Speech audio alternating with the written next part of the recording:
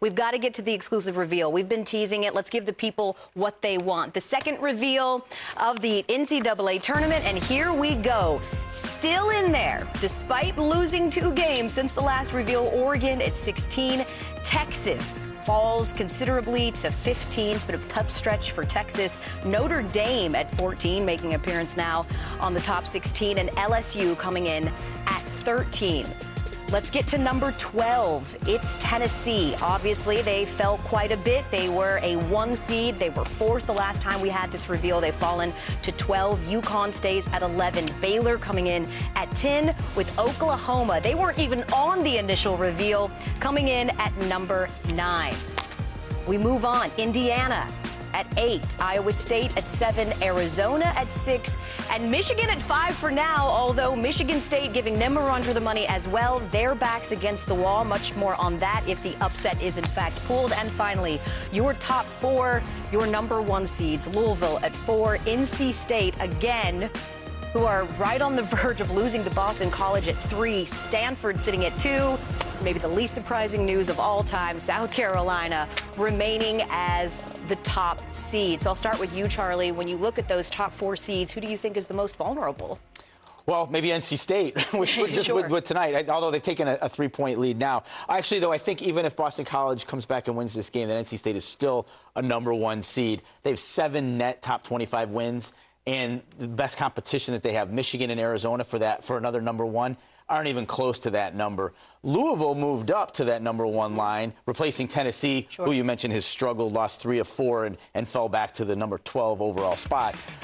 Louisville's vulnerable to Michigan and Arizona, but they just keep chugging along. The way they play defense, the way they get after teams second, third, fourth quarters, and their schedule, the way it lines up, it's not too difficult the rest of the way. So I'm not really sure the Cardinals are all that vulnerable, because I honestly feel like they're probably going to run the table to the ACC tournament. I want to talk about a couple of the teams that we just mentioned, Carolyn Peck, that are sort of making their ascension, if you will, that being Notre Dame and Oklahoma. What did you think about the placement of Oklahoma going from not even on the initial reveal all the way up to 9? Well, I thought Oklahoma should have been in the initial reveal. When you look at, they had a win against South Dakota. They had a win over BYU. They had a win over Utah. And I think because of that, then they just kind of put an exclamation stamp on it and said, well, we're going to go out and we're going to beat Texas and we're going to beat Baylor. Now, they play Texas this weekend, so we're going to see. But this is a team that likes to score the ball. They are 2nd in the country in points per game, and they got a player that, Nikki, I know you love, in Taylor Robertson. Quick trigger, let her shoot it. Well, if I was any kid that was trying to learn how to shoot the basketball, I am watching Taylor Robertson. Her ability to get the 3-ball off. She's one of those scorers that they're in every game because of her ability to score. She's one of those players that, you know, you look at her and you're just thinking, wow, like, can I really guard her? And then next thing you know, she's coming off of flare screens, she's coming off of ball screens, and you better be defensively trying to scheme against her. Well, the thing that Oklahoma has is, yes, they can shoot to 3, but they also have the ability to get to the free throw line. Maddie Williams attacks the glass. And you talk about late game, Jennifer Baranchek, she is one of the best at, if Oklahoma can keep it close, she gives her chance to win, and more times than not, they have. Talking about those stars that are sort of rising, let's go there with Notre Dame, who is on the top 16 reveal for the first time. Michigan rising as well, despite what's happening right now against Michigan State. Who would you say his ceiling is higher?